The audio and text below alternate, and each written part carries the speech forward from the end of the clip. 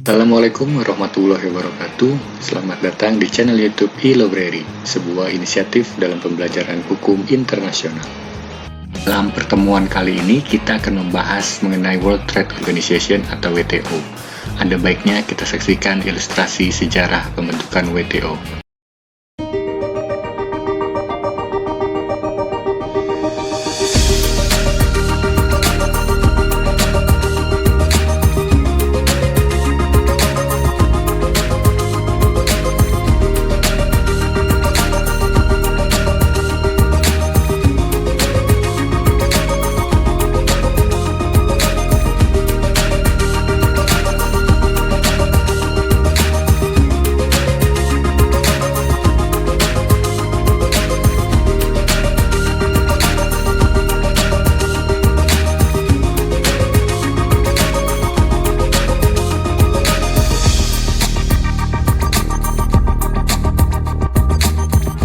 Rekan sejarah, kita dapat melihat bahwa WTO berhasil didirikan pada tahun 1994, meskipun gagasannya sudah dimulai sejak tahun 1994. WTO bukanlah organisasi yang berada di bawah PBB.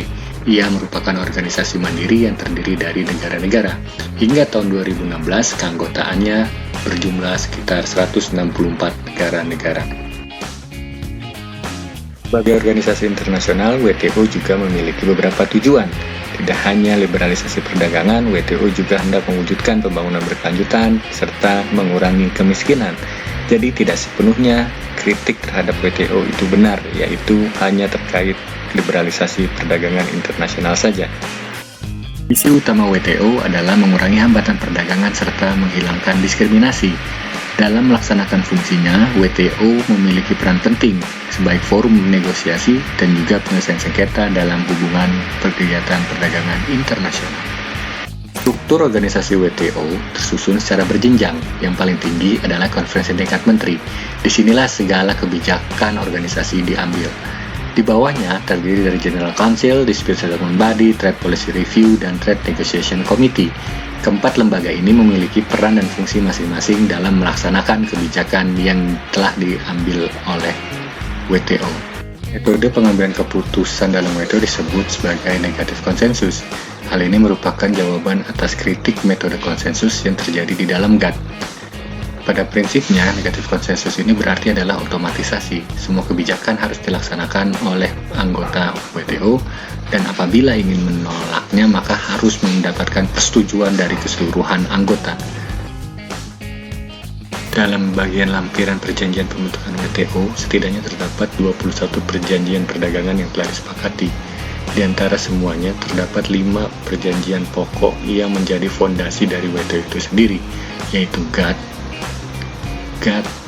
terkait dengan perdagangan jasa, TRIPS terkait dengan intellectual property rights, TRIMS terkait dengan investasi, dan yang terakhir adalah ketentuan mengenai mekanisme penyelesaian sengketa.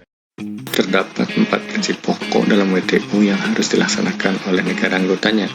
Yang pertama itu terkait dengan larangan perlakuan diskriminatif, yang kedua adalah penutupan akses pasar, yang ketiga adalah perdagangan tidak sehat seperti subsidi, dan yang terakhir adalah menjaga antara perdagangan dengan persoalan-persoalan nilai sosial yang ada di dalam masyarakat.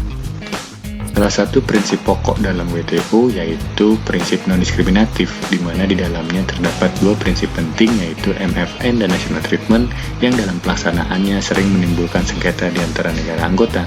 MFN pada dasarnya yaitu perlakuan yang sama terhadap barang impor di dalam suatu negara. Contohnya adalah produk apel Amerika dan produk apel dari Switzerland harus diperlakukan sama di dalam pasar Indonesia. Sedangkan national treatment yaitu perlakuan yang sama antara barang impor dengan barang domestik. Sebagai contoh adalah apel Amerika harus diperlakukan sama dengan apel yang berasal dari Malang. Demikianlah pengantar singkat mengenai WTO. Kita akan lanjutkan dalam pertemuan berikutnya. Terima kasih. Assalamualaikum warahmatullahi